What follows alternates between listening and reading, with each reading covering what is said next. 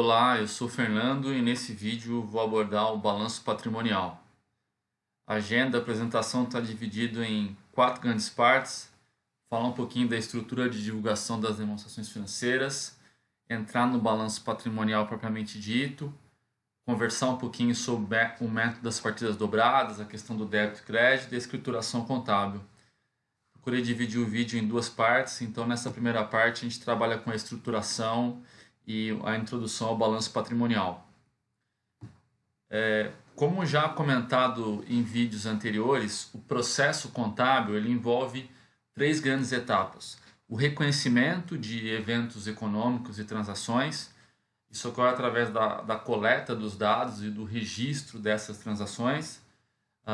A segunda etapa consiste justamente na mensuração, que atribui um valor financeiro, um valor monetário para esses eventos. E a terceira e última etapa é justamente a evidenciação, o disclosure dessas informações para os usuários através dos chamados relatórios ou demonstrações contábeis. E a gente também comentou nos vídeos anteriores sobre os usuários das demonstrações financeiras, que envolvem tanto o management, a administração da companhia, aqueles que provêm capital de risco, como os investidores, as instituições financeiras, os bancos, aqueles que compram título de dívida das empresas, o próprio governo que utiliza das demonstrações, seja para fim de regulação, concentração, licitações, ou até mesmo para fins de tributação, como a gente sabe, e outros usuários, como sindicatos e até a sociedade como um todo, quando a gente amplia esse âmbito, o escopo de divulgação de informações corporativas para incluir também assuntos relacionados a ESG, social, ambiental e assim por diante. Quando a gente pensa na estrutura mais tradicional de demonstração financeira, a gente costuma, para fins didáticos, dividi-la em 4 grandes partes. Inicialmente você tem o relatório da administração, que é uma mensagem dos executivos da companhia, algumas informações muitas vezes de caráter não apenas monetário, mas qualitativo também. As demonstrações financeiras contábeis propriamente ditas, as notas explicativas, que são partes integrantes das demonstrações contábeis e complementam a essas demonstrações, e o parecer ou relatório dos auditores independentes. A gente vai comentar na sequência um pouquinho sobre cada um desses grupos antes de entrar na primeira demonstração contábil, que é o balanço que a gente vai abordar, que é o balanço patrimonial. Tá? O relatório da administração ele não tem um formato muito bem definido. Depende, obviamente, do interesse das informações que as empresas querem divulgar. Mas é bastante comum terem alguns elementos, como, por exemplo, a questão da conjuntura econômica, onde a administração geralmente comenta um pouquinho sobre os eventos do ano, PIB, dólar, taxa de juros, como é que o segmento performou, etc. E também qual a expectativa da administração para os próximos anos. É comum ver as questões de prática de governança corporativa, dos órgãos de conselho de administração, conselho fiscal, os direitos que a empresa concede aos acionistas, assim por diante. A parte de desempenho no mercado de capitais, é comum as empresas às vezes apresentarem gráficos com o desempenho do papel comparado com o Ibovespa, comparado com o setor. E como eu falei anteriormente, o que está ganhando um pouco mais de representatividade e importância são as questões relacionadas ao caráter socioambiental, né? Então, informações que vão além puramente das questões econômico-financeiras para abranger também informações relacionadas a esse tema ESG que está bastante em voga ultimamente. Tá? Eu trouxe aqui um breve exemplo. Os relatórios da administração são geralmente bastante longos e completos de algumas empresas. Uma delas que eu trouxe a título exemplificativo é a Luiza, Magazine Luiza, que é uma empresa que todos nós conhecemos do setor de varejo eletrônico. E ela apresenta aí, eu trouxe só a primeira página, que é justamente o relatório da administração e o comentário do desempenho. Então, inicialmente começa-se com a parte mais quant e contábil mesmo e financeira, onde você tem a apresentação dos números de vendas, lucro, resultados, EBITDA, crescimento em lojas físicas, no caso dela, crescimento na plataforma de e-commerce também, GMV, geração de fluxo de caixa. ganho de market share, etc. E depois, além da abertura dos números, você tem também aquelas outras informações que eu mencionei. Um ponto interessante sobre o relatório da administração, e isso tudo que a gente está conversando, como vocês sabem, é público, vocês encontram no site de RI das empresas, é justamente a utilização de gráficos e a utilização de figuras, muitas vezes, que tem um caráter até mais ilustrativo e didático que as demonstrações financeiras propriamente ditas, que às vezes é uma coisa mais rígida ali, você tem aquele padrão mais contábil, com DFs e notas explicativas. O relatório de administração, o management tem essa opção de ser um pouco mais didático, de colocar fatores qualitativos, de colocar cores, gráficos, o que fica mais friendly, amigável assim para os usuários, aqueles que fazem análise das empresas, tá? Então, o relatório de administração tem um pouco desse caráter. Eu trouxe também um bem famoso que vocês conhecem, que é da empresa que é liderada pelo Warren Buffett e o Charlie Munger, que é a Berkshire Hathaway nos Estados Unidos, que o relatório da administração dele, o comentário da administração é bem famoso, justamente porque é quase que uma aula que eles colocam ali, comentando todo o desempenho da companhia no período, os investimentos, como é que eles enxergam, tem dados comparando a performance da empresa, todo um histórico comparado com o S&P, que é um índice americano, e é realmente uma aula dado a experiência e o conhecimento que esses caras têm, que são dois caras lendários, né? O Warren Buffett e o Munger dispensam apresentação então assim é muito educativo às vezes para quem tem oportunidade. O pessoal fica esperando chegar o relatório da Berkshire justamente para poder ler essas cartas e entender um pouco da visão, não apenas o desempenho durante o ano, mas também entender um pouco da visão e as lições que eles trazem ali. Então é no relatório do management da administração que tem essa parte, tá? Então o relatório da administração é basicamente isso, tem essas informações mais qualitativas e aí na sequência você tem as demonstrações contábeis, as peças propriamente ditas, tá? E aqui eu trouxe o que a gente chama de conjunto completo das demonstrações contábeis. Esse conjunto completo está previsto no CPC, pronunciamento técnico CPC 26, que tem correlação com a norma internacional, com o IFRS, no caso com a IAS 1. Ele é justamente onde está previsto quais são as demonstrações contábeis obrigatórias, digamos assim, que as empresas têm que divulgar. Então você tem o balanço patrimonial, que a gente vai abordar nesse vídeo, a demonstração do resultado abrangente, que a gente vai abordar em vídeos subsequentes, mutações do patrimônio líquido também, o cash flow, que é a demonstração do fluxo de caixa, todas elas são consideradas obrigatórias. E no cenário brasileiro, para as companhias abertas, também é obrigatória a chamada demonstração do valor adicionado. A gente vai abordar a DVA em outros vídeos, mas em linhas gerais ela traz aí o que a gente chama quase de valor adicionado, PIB e a distribuição desse PIB por empresa, tá? Então ela não é exigida pela FRS, mas é uma demonstração que é sim exigida no cenário brasileiro. Ela tem um caráter também um pouco social, uma demonstração bastante interessante para se analisar. E esse é o conjunto completo que vocês vão enxergar quando vocês estiverem analisando, por exemplo, as companhias de capital aberto, tá? Eu trouxe um trecho aqui basicamente replicando isso. Então quando você pega as DFs, que a gente fala as demonstrações financeiras das empresas, eu peguei aqui no caso da Petro, você vai ter justamente isso. Você vai ter todo esse índice que muitas vezes a ordem varia um pouco e cada empresa tem um jeitão, mas em linhas gerais você tem o relatório da administração, as demonstrações financeiras, que é o que a gente está colocando aqui, que é o que a gente acabou de dizer, e na sequência as chamadas notas explicativas, tá? O que seriam as notas explicativas? Bom, como o próprio nome já indica, elas são notas que têm por objetivo explicar, elucidar os itens das demonstrações financeiras. Então, quando a gente olha num balanço, numa DRE, num fluxo de caixa, os itens geralmente estão agrupados. Você tem uma única conta, por exemplo, lá de stocks, né?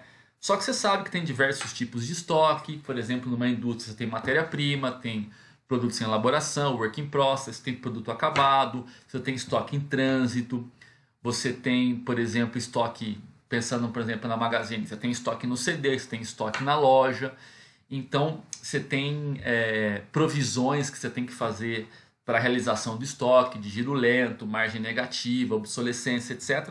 E tudo isso, essas informações, além das práticas que a gente chama de práticas contábeis, que é a política contábil que a empresa utiliza para reconhecer, mensurar e divulgar isso não fica dentro do corpo das demonstrações financeiras, ao contrário, ele fica justamente nas notas explicativas. Por isso que a gente costuma dizer, e isso obviamente está na lei, nas normas, que as demonstrações, que as notas explicativas são parte integrante das demonstrações contábeis. Então, assim, não tem como você analisar um balanço de uma empresa sem ler nota explicativa. Justamente por isso, porque o balanço é um resumão, é uma peça de uma página onde você resume tudo ali. Se você quiser detalhes, se você quiser entender as práticas contábeis, os critérios de avaliação e o detalhamento das notas explicativas de algumas transações, você precisa ir nas notas explicativas, tá? Então tem algumas que são bastante longas, pegar por exemplo a nota de instrumento financeiro, você tem toda a parte de instrumento financeiro, como é que é mensurado os itens, a parte de mensuração ao valor justo, os critérios, as premissas que foram utilizados, a questão de análise de sensibilidade, risco e etc. Então, quando a gente vê às vezes demonstrações financeiras das empresas que tem 100, 120, 150 páginas, o balanço em si, os balanços, as peças, eles vão ocupar às vezes 8, 10 páginas. Tá? O relatório da administração talvez 15, 20. E a grande parte disso justamente são as notas explicativas. Elas precisam ser realmente longas para realmente ter todo o disclosure, toda a transparência das transações das empresas. Tá? Então eu trouxe aqui novamente, aqui no caso da Vale, tá? Que ela vem trazendo aqui um pouco do que a gente falou, as demonstrações financeiras, o relatório do auditor, tem o relatório da administração e tem as notas explicativas. Tá? A gente vai abordar depois em outros vídeos com mais detalhe isso, mas é bastante comum que a nota explicativa número 1, ela trata do contexto operacional da empresa, que é aquilo, o que a empresa faz, qual que é a sede dela, qual que é a operação dela, eventualmente as controladas, quem está no grupo empresarial. Você tem a segunda nota, geralmente, que é de base de apresentação, que ela vem falar, por exemplo, qual o princípio gap que a empresa está seguindo. Às vezes as políticas contábeis estão ali também, às vezes estão junto com as notas propriamente ditas.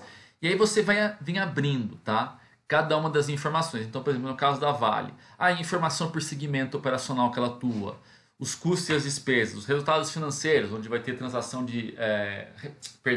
vai ter despesa financeira, receita financeira, as transações de streaming, tributo sobre lucro, imposto de renda e contribuição social, o earnings per share, lucro por ação diluído e assim por diante. Tá? Você vai ter geralmente às vezes 20, 25, às vezes até 30 notas explicativas, porque cada item do balanço patrimonial e da DRE, que são as contas principais e às vezes do fluxo de caixa, isso vai estar aberto em nota explicativa. Tá? Então a ideia aqui não é exaurir esse assunto, é basicamente dar uma visão geral do que a gente está falando. Então a gente falou relatório da administração, falamos de demonstrações propriamente dito, o conjunto completo e das notas explicativas. E um quarto item que é bastante comum e vem junto com essas informações é justamente o parecer do auditor. Tá? O auditor independente, depois a gente aborda com mais detalhes em outros vídeos também, ele é um terceiro que tem como objetivo avaliar se a empresa aplicou adequadamente as suas práticas contábeis, as suas políticas contábeis. Como a gente já comentou, existe um conjunto de normas que precisa ser seguido e o auditor vai lá para testar, verificar se isso foi cumprido pela empresa e basicamente ele vai emitir depois um relatório ou um parecer. Tá? Regra geral, tem, dizer assim, 3 grandes tipos de parecer. Um parecer limpo, vai falar que a demonstração contábil está ok.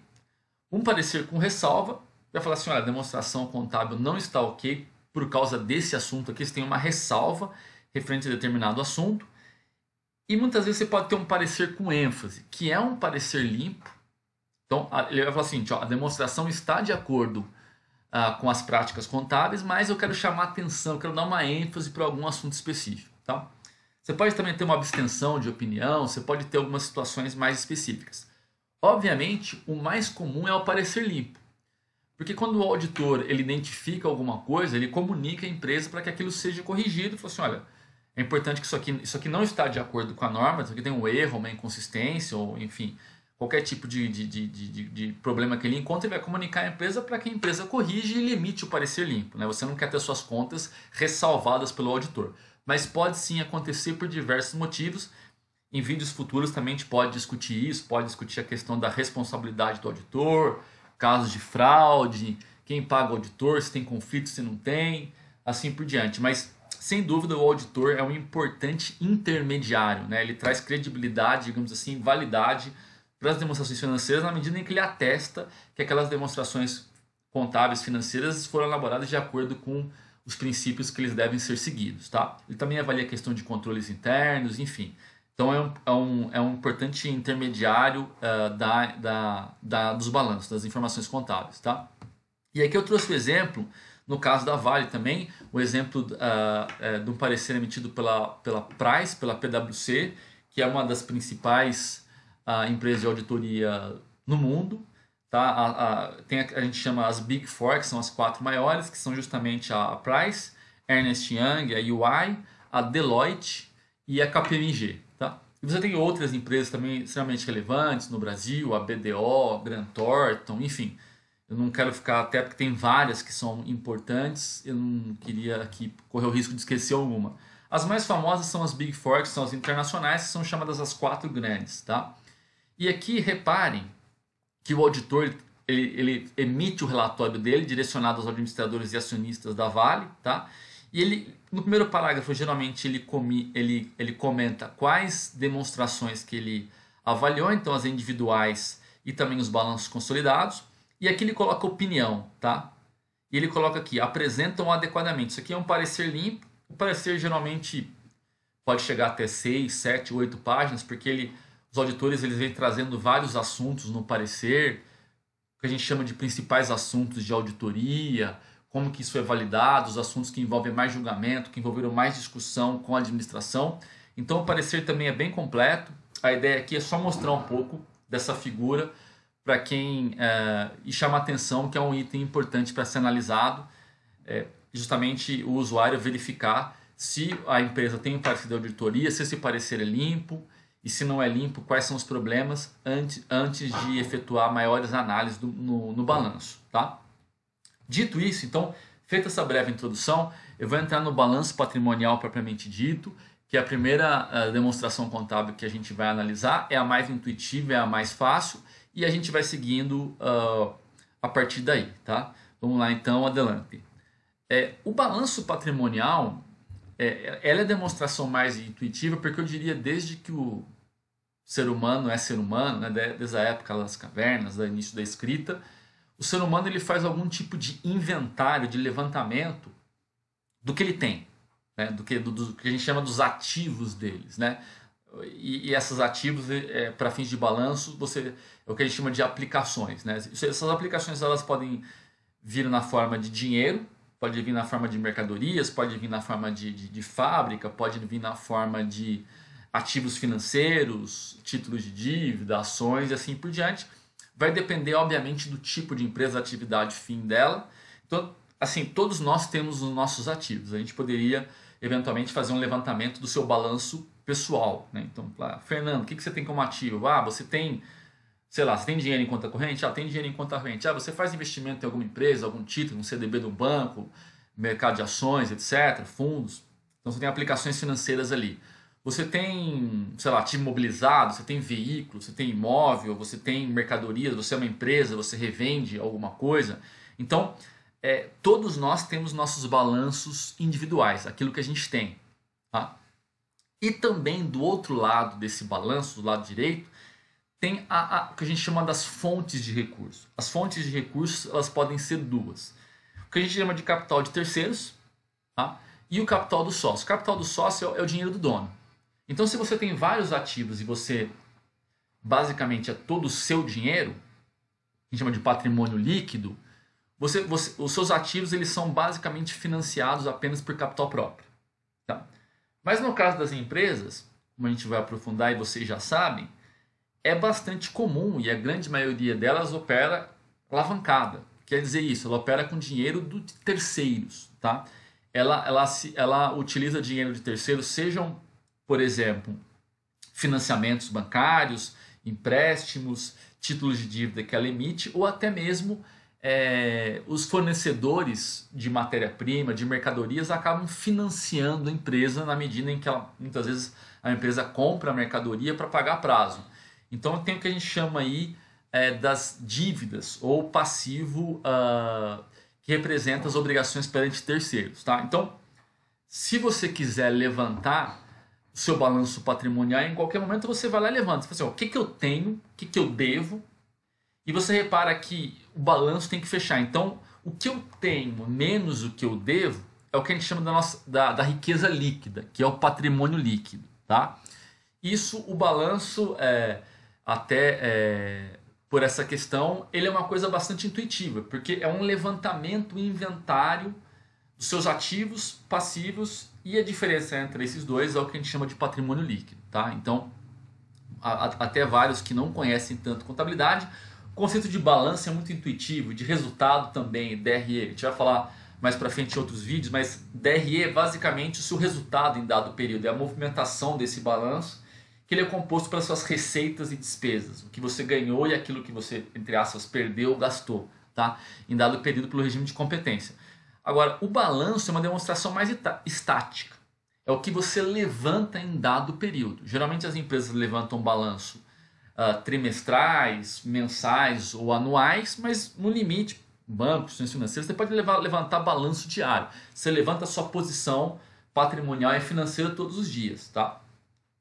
E aí, para fins de contabilidade, a gente tem o que a gente chama de ativo, que são os bens, direitos, as aplicações. A gente usa um termo um pouco mais técnico para isso.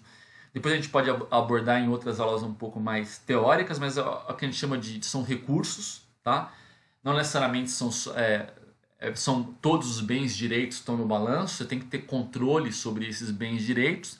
E esses bens, direitos, esses recursos, eles precisam trazer benefícios econômicos futuros para a entidade. Então, para ser um ativo, você tem que comprovar que ele vai trazer algum tipo de benefício econômico futuro para a empresa. O que seria esse benefício econômico futuro? É basicamente entrada de caixa ou redução de saída. Tá? Você ter uma economia, você deixar de despender caixa no futuro ou isso entrar caixa para a empresa. Isso pode ser de maneira direta ou indireta. Tá? De maneira direta, através da venda, por exemplo, você imaginar uma mercadoria, como é que ela vai trazer benefício econômico futuro para a empresa? É através da venda. Então, eu comprei uma mercadoria para revenda. No caso da Magazine, por exemplo, comprou um celular, isso é um ativo dela, um estoque. E como é que isso vai trazer benefício econômico futuro? Através da venda. Ou poderia ser simplesmente um galpão, um CD. Ele é um ativo mobilizado, ela não tem por objetivo vender aquele ativo, ela poderia eventualmente até se desfazer disso e alugar, enfim. Mas ele vai trazer benefício em conjunto com outros ativos na medida em que ele vai ser utilizado para deixar as mercadorias, para vender no comércio eletrônico, para transportar depois para as lojas e assim por diante. Então, você tem que comprovar que esses ativos eles vão trazer benefício econômico futuro. Então, no caso, por exemplo, do estoque, se o estoque se tornou obsoleto, se pegou fogo, você não vai poder deixar mais, ou se perdeu, se foi roubado, avariado, você não vai poder deixar mais estoque dentro do balanço. Você vai ter que baixá-lo. E a gente vai abordar isso quando a gente for tratar de itens específicos do balanço. É basicamente o que a gente chama de teste de impairment, os provisionamentos desses ativos para garantir que eles vão trazer benefício econômico futuro. Então, ativo é um conceito bem intuitivo, é aquilo que é bom, que é aquilo que a gente tem, aquilo que gera valor para a gente. O que seria o passivo? O passivo é o ativo negativo. Tá? O passivo é justamente as nossas dívidas. Tá? Não que tenha uma conotação negativa. Obviamente vai depender do custo desse passivo, quanto você está pagando. Então você pega uma dívida CDI hoje que está 2,75, não necessariamente é algo ruim, uma dívida barata. Então, mas passivo você vai ter obrigações com instituições financeiras, você pode ter obrigação com o fisco de pagar tributo, você pode ter obrigação de pagar salários, 13º, folha de pagamento. Como a gente falou, você pode ter obrigação com seus fornecedores, com seus clientes que adiantaram dinheiro para você e assim por diante. E a diferença entre isso, a questão algébrica aí, é o que a gente chama de patrimônio, é o patrimônio líquido, tá? E que é a riqueza líquida. Porque os seus ativos, em tese, seriam o seu patrimônio. Mas o patrimônio líquido é ativo menos passivo, tá?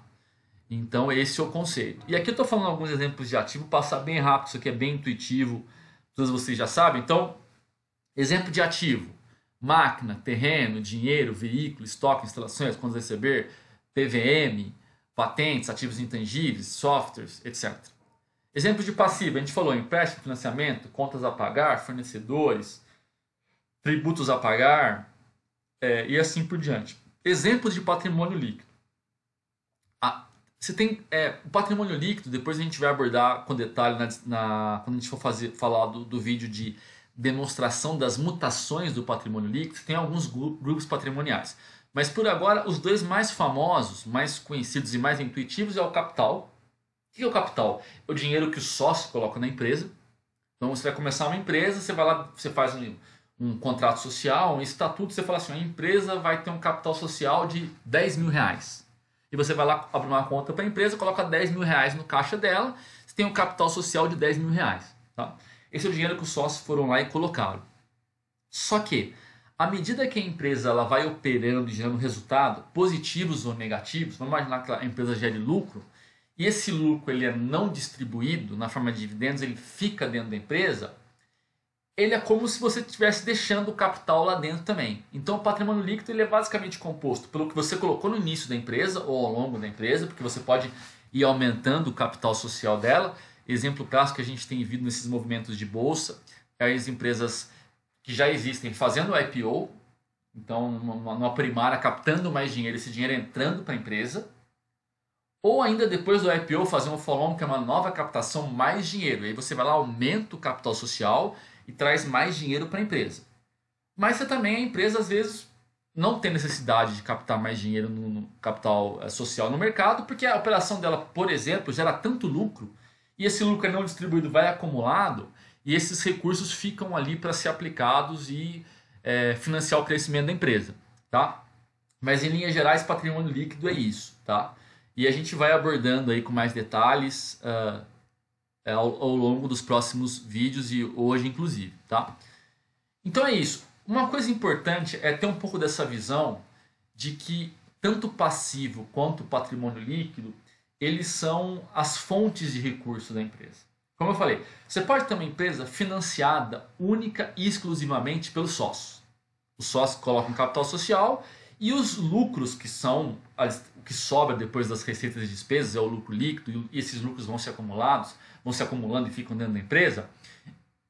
Perdão, eles são recursos de sócios que eles vão justamente servindo como fonte para a expansão da empresa, por exemplo.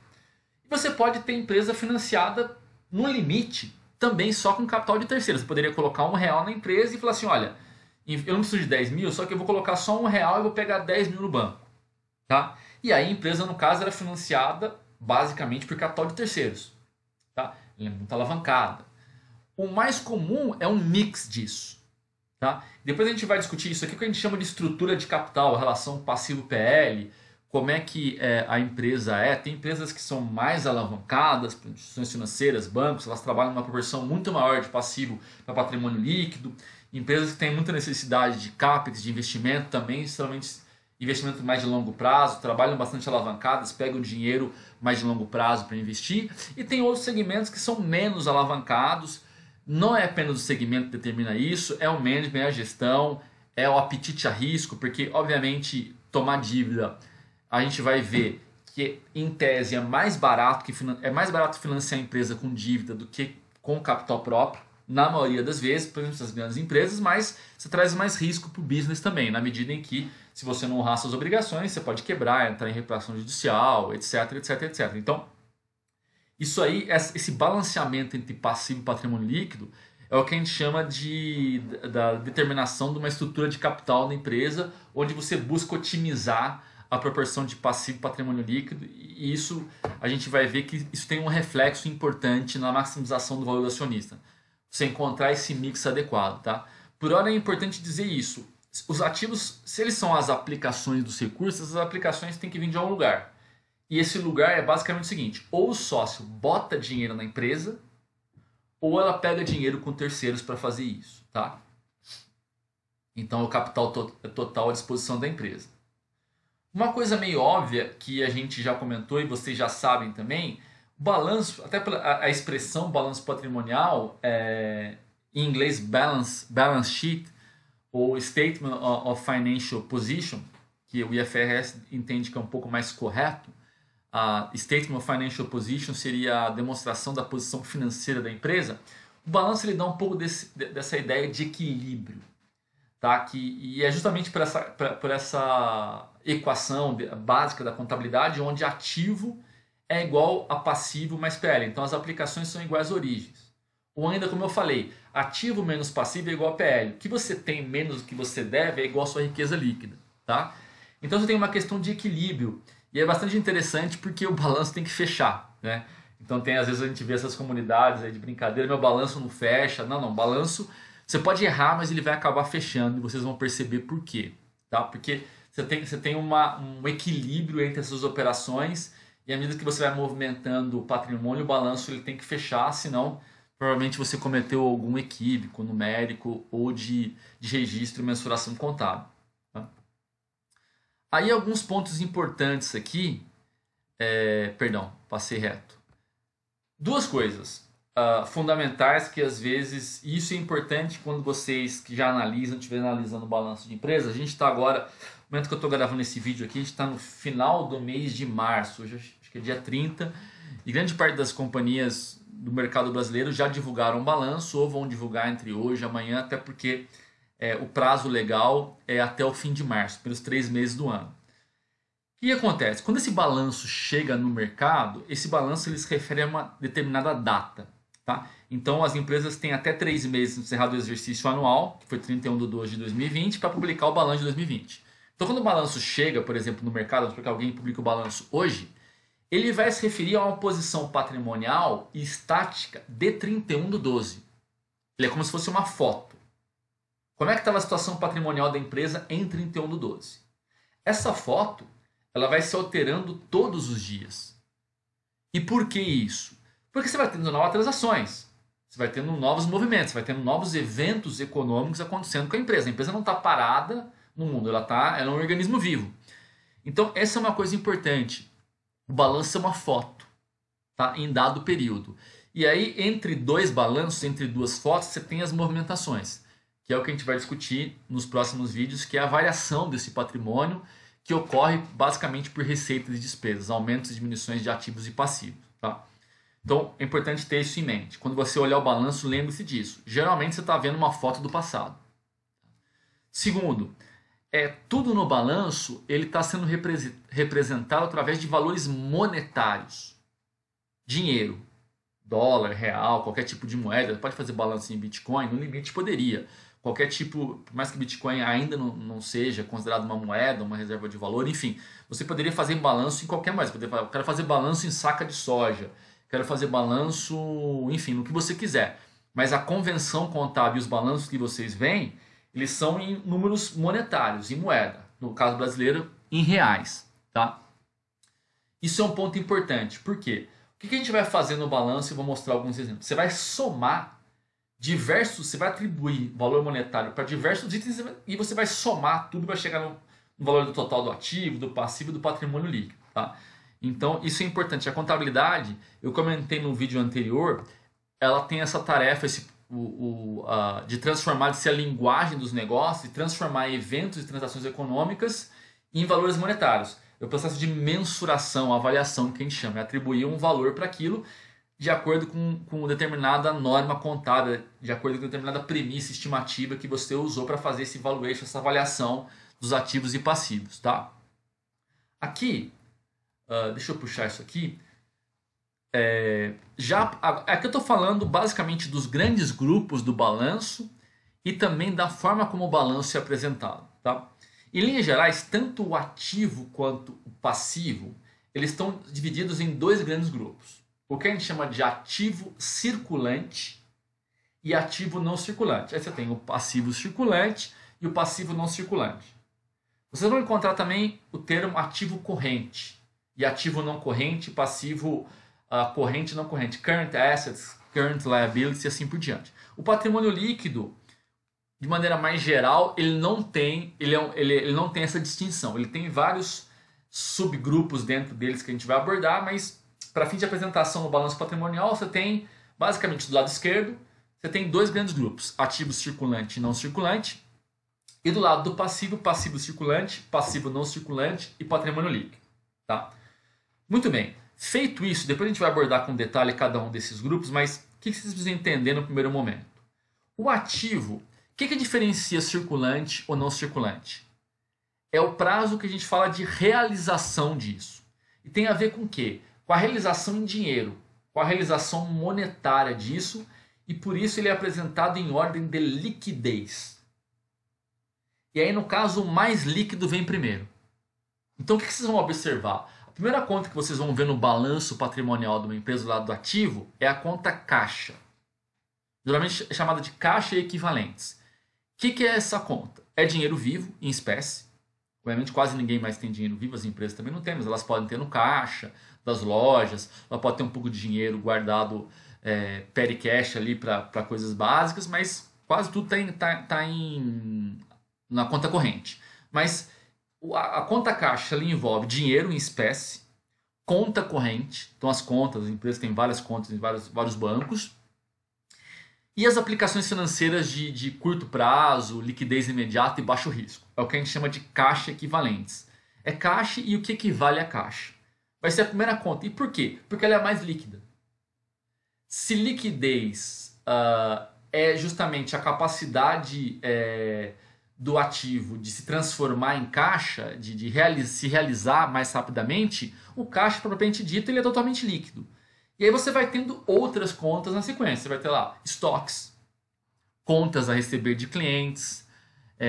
Você vai ter, por exemplo, tributos a compensar no curto prazo, despesas antecipadas e assim por diante.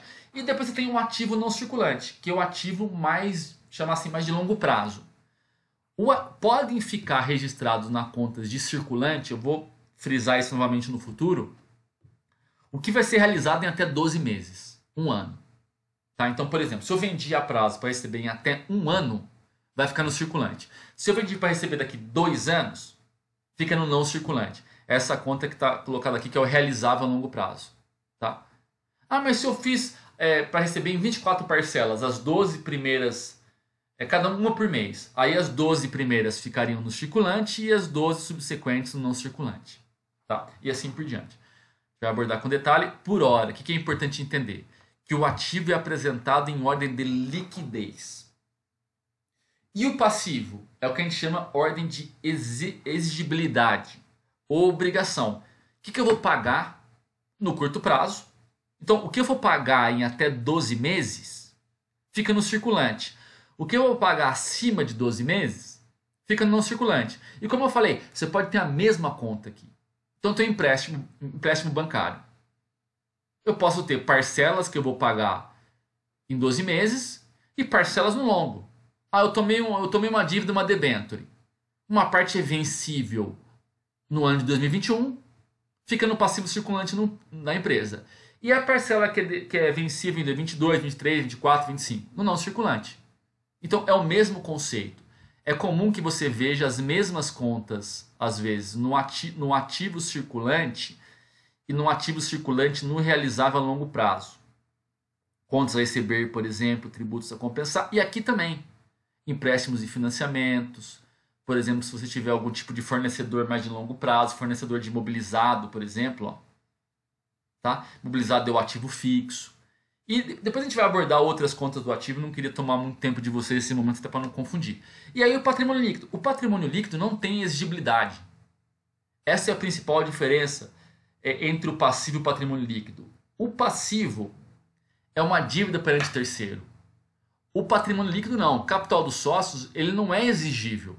Eu não posso, como sócio da empresa, Magazine, se eu tivesse comprado uma ação da Magazine Luiza, bater na Magazine Luiza e falar o seguinte: eu quero meu dinheiro de volta. Eu comprei a ação, me devolve o dinheiro. Não tem prazo a ação e não tem exigibilidade.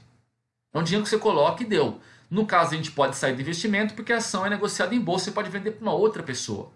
Mas a empresa não tem obrigação de te devolver o dinheiro que você colocou lá como capital social. Ela poderia fazer uma redução de capital, recomprar ações, mas isso não é obrigatório. É diferente do passivo. O passivo não. A empresa toma dinheiro, tem prazo para devolver. Tá? Então essa é a principal diferença. Depois a gente vai explorar também a diferença entre passivo e PL. Às vezes a coisa pode ficar um pouco mais nebulosa, mas por hora é importante vocês entenderem isso. Por isso que o patrimônio líquido vem por último, porque não tem exigibilidade. E a forma de apresentação do lado direito do balanço é a ordem de exigibilidade. o exigível mais rapidamente fica em cima e assim vai decaindo, tá? Aí, como eu falei, tem a questão do patrimônio líquido. O patrimônio líquido, a brincadeira que a gente fala, ele meio que não existe. Ele é uma figura, às vezes, muito mais jurídica, formal, do que efetivamente algo que existe. Se você for numa empresa, se você pensar no seu balanço, o que você tem são ativos e dívidas. O patrimônio é muito mais uma diferença disso, tá? Representada por um interesse que a gente chama residual nos ativos da empresa. Por que residual? Porque ele também é o último da fila, tá? O acionista ele só recebe alguma coisa depois que paga os credores, tá?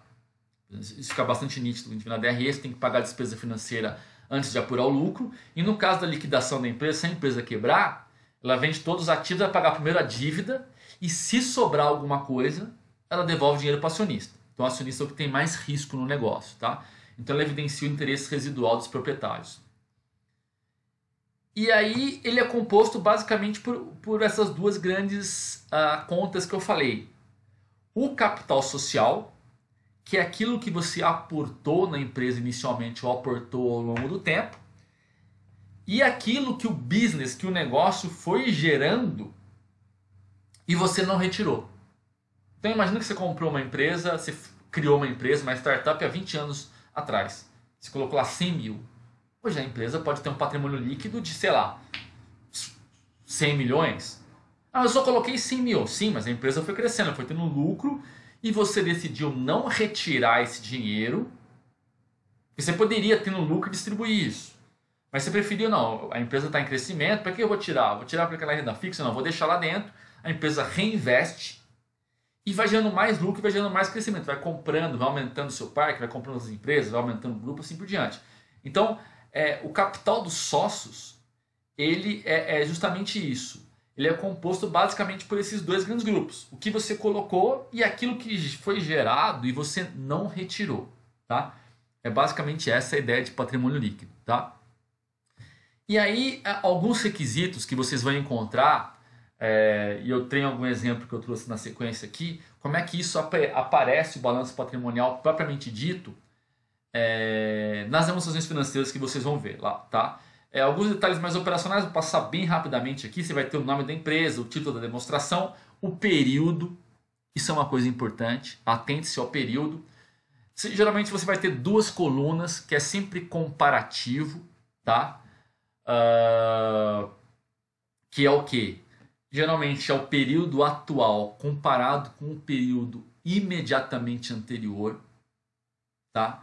Então assim, pegar 31/12, preparando o balanço anual, 31/12 de 2020. É comum que você encontre uma outra coluna 31/12 de 2019. Tá? Que mais? Em reais no Brasil, mas não é proibido a empresa apresentar balanços em dólar também. Tá?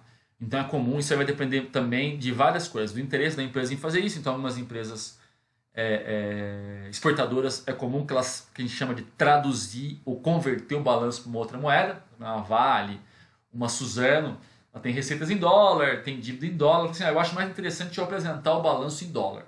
Então ela apresenta o balanço dela em dólar, tá? Pode. Ela opta em converter. E um segundo momento, uma segunda opção é quando a moeda funcional da empresa, a moeda principal do ambiente de negócio dela é o dólar.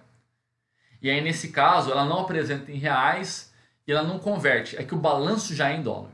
Tá? Então é mais raro. Pode acontecer com algumas filiais e tal que estão aqui no Brasil, onde todas as operações dela são todas em dólar. Ela capta em dólar, receita em dólar, custo às vezes em dólar. Então, assim, ela já faz o balanço em dólar. Então, um exemplo desse no Brasil mais conhecido é a Embraer. Tá? Então, a Embraer, o balanço dela já é feito em dólar, ela não converte. Justamente pelo dólar ser o que a gente chama de moeda funcional. Moeda funcional é a moeda do ambiente principal, ambiente econômico principal no qual a empresa opera. Tá? Para a grande maioria das empresas no Brasil é o real. Tá? Então é isso, basicamente isso. Eu vou trazer um exemplo aqui, também a Magazine, e aí eu vou traçar algumas coisas que a gente conversou. Então assim, o título da demonstração, balanço patrimonial, data 31/12 de 2020 e 2019. Então você tem 2020 e 2019, comparativo, tá? Valores expressos em milhares. Então, quando você olha em milhares, está em 1000. Quando você lê aqui, ó, caixa equivalentes, aquela conta que a gente falou, tem 1 milhão, né? 1.000, 1 milhão. Só que você tem que multiplicar por mais 1000, porque está em milhares. Então, quanto que a Magazine tem no caixa? 1,2 bi. Qual que é o total ativo da Luiza? 22 bi. Ah, mas está 22 milhões aqui. Mas a demonstração está em milhares. Tá? O que mais que é importante falar? Ó, total ativo, comparativo com o exercício anterior.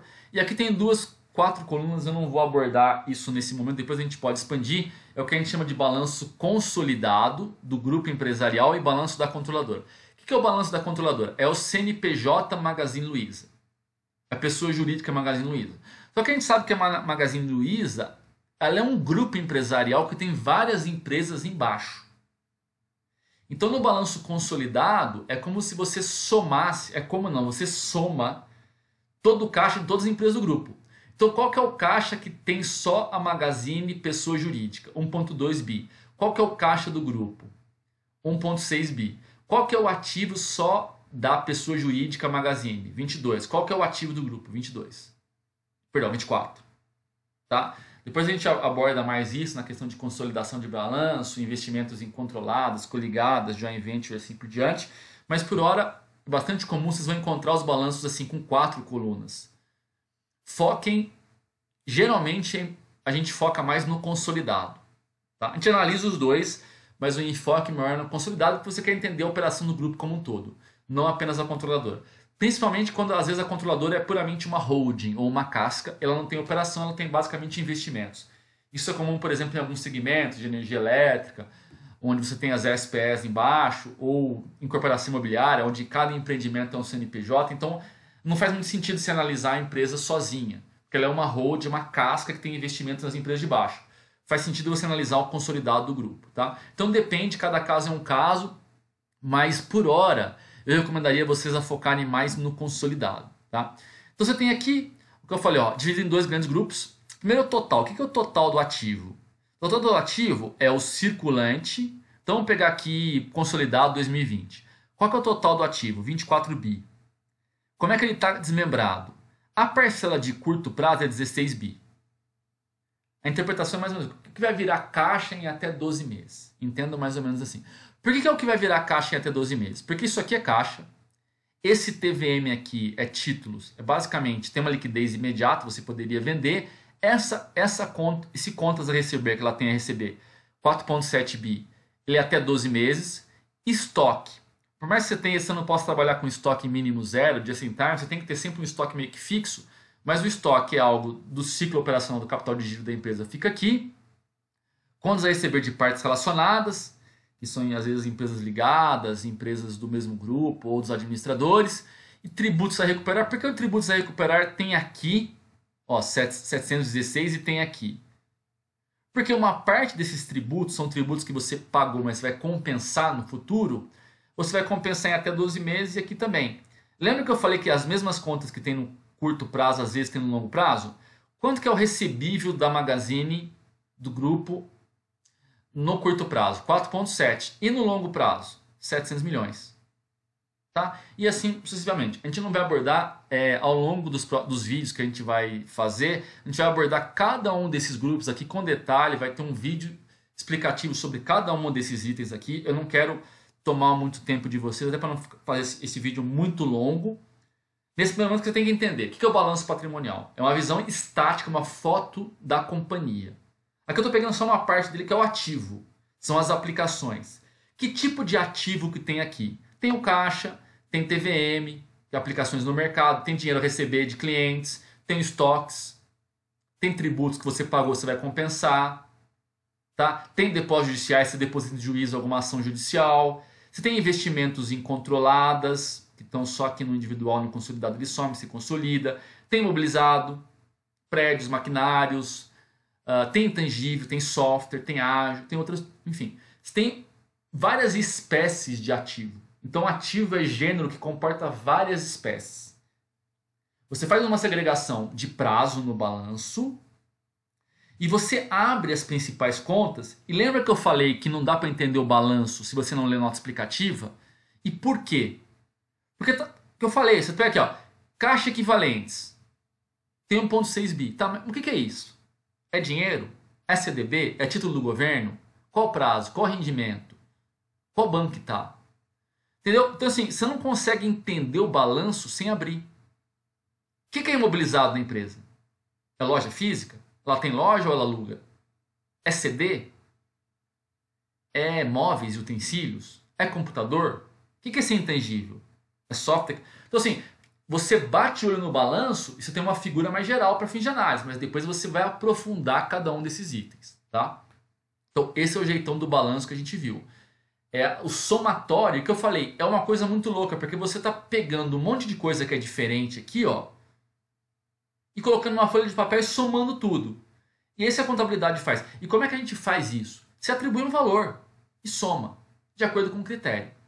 Então, para você entender a linguagem dos negócios, para você conseguir interpretar a situação econômica e financeira da empresa, por exemplo, a liquidez dela, a composição do ativo, a imobilização dela, a rentabilidade, etc. Você tem que entender a contabilidade, entender como esse número é gerado, o que ele significa, quais os julgamentos e estimativas. Tem muita coisa que não é exata, quase nada é exato. Não tem um número aqui que é exato. Talvez o único mais exato seja o caixa. Mas mesmo assim o caixa pode variar. Você pega títulos do governo, todo dia está variando. Você tem, por exemplo, recentemente a gente está vendo a abertura da curva, aumenta os juros lá fora, aumenta aqui. Você tem a aplicação financeira pré-fixada, esse número varia. Quando você receber, é o que você espera receber. Só que alguns clientes não vão te pagar, vão te dar default, etc. e tal. O estoque, esse é o preço de custo. Só que você pode ter quebra, obsolescência, giro, etc e tal. Mobilizar e assim por diante. Então você tem que entender o que a gente chama de modelo. Primeiro você entender, obviamente, o negócio da empresa. Na sequência você entender o modelo contábil da empresa, que envolve tanto as políticas contábeis, as normas que ela aplica, como também as estimativas que ela utiliza, os julgamentos que o management faz para conseguir apurar esses números e construir esse balanço. Tá? E aqui, feito isso, essa breve introdução, agora eu vou mostrar, a gente vai iniciar como é que é construído um balanço patrimonial. Essa é uma aula inicial e a gente vai evoluindo ao longo dos próximos vídeos, a gente vai evoluindo para trazer mais complexidade com um balanço mais perto da Magazine. A gente não vai começar com um balanço desse, vamos começar do início, vocês vão entendendo como é que um balanço funciona e a gente vai evoluindo ao longo dos próximos vídeos, tá? Então vamos lá. A gente vai usar a metodologia aqui, são duas metodologias, basicamente uma única, mas aqui para fins didáticos e para não entrar na questão de débitos e créditos, lançamento e registro contábil, nesse primeiro momento a gente vai utilizar um critério que é chamado balanço sucessivo. Então, depois de cada transação que acontecer com a empresa, eu vou puxar um balanço, tá? Para vocês entenderem como as contas se movimentam. E depois, a partir disso, na segunda parte desse vídeo, eu vou trazer a questão de que a gente chama de lançamentos contábeis, que é uma coisa mais simplificada, que você não precisa ficar fazendo um balanço depois de cada transação, que não seria praticável, tá? Então imagina o seguinte, a empresa começou, ela foi lá e constituiu a empresa, falou, abri uma empresa junto comercial e tal, tem um contrato social, assinei e tal, eu falei assim, olha, vamos integralizar dinheiro na empresa, quanto que a gente precisa? Só chegar 500 mil. Vamos lá e integraliza 500 mil na empresa. Quando você vai lá e integraliza 500 mil, como é que fica o balanço da empresa? Você tem 500 mil no ativo, a conta banco, conta corrente, e você tem também um capital de 500 mil. Tudo bem? Então assim, como é que é o balanço da empresa depois dessa transação? Olha, o balanço da empresa total ativo é 500 mil. Porque quanto você tem de ativo? 500 mil. O dinheiro deixou de ser do dono e virou dinheiro da empresa. Você colocou dinheiro na empresa através de integralização de capital. E ela tem um capital social de 500 mil. Patrimônio líquido. Ah, mas e o passivo? O passivo não tem nada. Você não tem dívida com ninguém. Como é que está o seu balanço hoje? Tem 500 mil em ativo e 500 mil de patrimônio líquido. Tá? E aí a gente vai seguindo algumas breves transações para vocês entenderem como é que a gente vai puxando o balanço sucessivos. Tá? Número 2. Aquisição de bens à vista. A empresa vai lá e adquire à vista. Pagamento feito em cheque é dinheiro à vista. O cheque está datado, mas é dinheiro à vista. Um veículo por 400 mil. Agora repara o seguinte, eu tinha 500 mil no caixa. Se eu fui lá e paguei 400 mil por um veículo, caminhão, por exemplo, eu tive uma mutação interna no ativo, concorda? Eu estava extremamente líquido, tinha 500 mil, e eu fui lá e apliquei num veículo. O que é um veículo? Que a gente vai estudar mais para frente. É um ativo de natureza mais fixa. É um mobilizado. E por que ele não fica no circulante? Porque eu não sou uma revendedora de veículo. O veículo não é meu estoque, que eu vou vender. Comprei por 400, daqui 6 meses eu vou vender por 450, sei lá quanto. Eu comprei para usar na operação. Então os ativos que eu uso na operação mais fixa é o que a gente chama de ativo mobilizado, fica no não circulante, porque ele não vai ser realizável no curto prazo. E eu tive aí, meu PL mudou? Patrimônio líquido mudou? Não. Continua capital social de 500. Eu coloquei mais dinheiro? Tive lucro? Não, ele não mudou. Mudou meu passivo? Também não. Eu peguei dívida com alguém? Estou devendo alguma coisa para alguém? Também não. Então o PL não mudou. O passivo não mudou. E o ativo? O total do ativo não mudou. Agora, houve uma mutação interna. Eu tirei 400 mil daqui e coloquei aqui. Tá? Então, é assim que fica o balanço. Depois de feita uma segunda transação. Vamos fazer a terceira. A empresa adquire móveis e utensílios em 5 vezes de 10 mil. Então, aqui já é interessante. A empresa foi lá e comprou móveis e utensílios. Não é para revenda também, vai ficar no não circulante. É imobilizado. Só que repare, não teve movimentação no caixa. Ao contrário, a empresa ficou devendo. Ela vai pagar a prazo. Você vai ter um aumento de 50 mil no passivo também. Olha lá. Títulos a pagar. Não se importem muito com a nomenclatura, que depois a gente vai abordar mais com detalhe. Geralmente tem algumas coisas, algumas contas que tem uma nomenclatura mais específica e rígida. Por exemplo, quando é fornecedor de matéria-prima, de produto da empresa, a gente usa a nomenclatura fornecedor, justamente para permitir que se faça análise de capital de giro. Empréstimos de financiamento, que é um passivo mais financeiro, fica nessa conta. E tem algumas contas mais genéricas, tá? Contas a pagar, títulos a pagar. Não se preocupem muito com isso agora. O importante é vocês entenderem o seguinte. Quando eu vou lá e compro alguma coisa por 50 mil e fico devendo 10 parcelas de 50, repara o seguinte, o meu ativo aumentou? Com certeza. Eu não tenho agora 550 mil de ativo, tenho 100 mil no caixa, 400 de veículo e 50 de imóveis e utensílios. Então, meu não circulante foi para 450. Circulante, mas não circulante, 550. O meu patrimônio mudou? Não. Meu passivo mudou? Com certeza. Estou devendo 50 mil. Tenho uma dívida de 50 mil. Esse é um ponto interessante. Quando você vai e compra alguma coisa a prazo, teoricamente você não fica mais rico. Riqueza líquida. Então imagina que você vai lá e compra um carro 100% financiado. Você ficou mais rico. As pessoas sabem que o cara está bem, está andando de carro importado, ele está mais rico. Se ele comprou 100% financiado, além de não estar mais rico, porque a riqueza dele não mudou, aqui é T0, em T1 a gente vai ver que ele vai ficar até mais pobre. Por quê? Porque o carro vai depreciar e a dívida gera juros, tá? Brincadeiras à parte, depois a gente vai ver isso, mas assim, o que aumenta a sua riqueza líquida é a geração de lucro, tá? Comprar as coisas meramente, você não fica mais rico. Mas eu não paguei. Não pagou, mas tem uma dívida aqui. É tipo comprar no cartão de crédito. Eu fui lá e comprei no cartão de crédito, um iPhone novo, 5 mil. Pô, que maravilha, né? Agora tem um iPhone. Você tem um ativo. Só você tem uma contrapartida, um passivo. Tá? Você está devendo para alguém. Mas eu não vou pagar. Mas aí é outros 500. Mas em tese você está devendo para alguém. Você deveria pagar. Você tem uma obrigação de pagar alguém. Tá? Isso é a natureza do passivo. Tá? Maravilha. O 4. Financiamento a longo prazo. A empresa adquire um financiamento com pagamento daqui a 3 anos, no valor de 200 mil. Mesma coisa. Aí quando ela pega o financiamento, o que acontece? Você vai no banco, pega o empréstimo. Vai pingar na sua conta 200 mil. Você vai dever para o banco 200 mil. Vai lá. Você tinha 100 mil no banco. Com mais 300, com mais 200 que você pegou, você está com 300. Total ativo mudou? Sim. Você tem mais ativos. Agora você tem 300 mil no caixa, você tem 400 mil de veículos, você tem 50 mil de imóveis e utensílios, você tem 750 mil de ativos. Como é que esses ativos estão financiados? Eles estão financiados aqui, ó, 2/3 por capital próprio e 1/3 por capital de terceiros. Quem?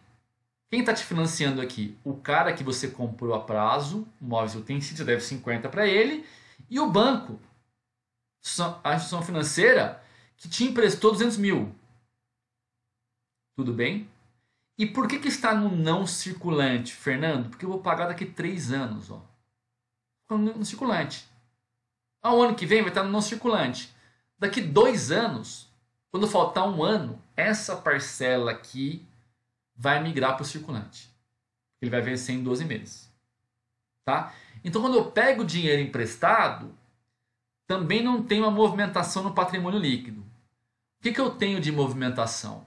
Eu tenho um aumento de ativo, caixa, bancos, com concomitante aumento de um passivo, nesse caso de longo prazo não circulante.